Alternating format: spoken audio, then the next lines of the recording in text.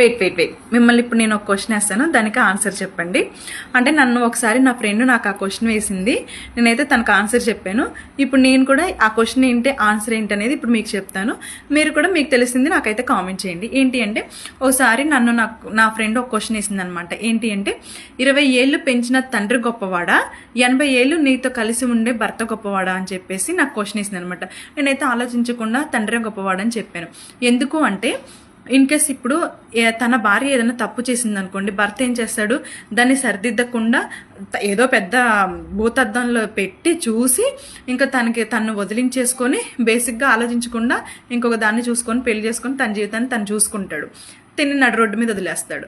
అదే తండ్రి ఏం చేస్తాడో తెలుసండి, ఆ తప్పుని సరిదిద్ది ఇంకోసారి ఆ తప్పు చేయకుండా తనతో జీవితాంతం తోడుంటాడనమాట. అది తండ్రి అంటే. అంతే కదా. అంతేగాని ఇంకో కూతురునైతే తెచ్చుకోడు కదా తండ్రి.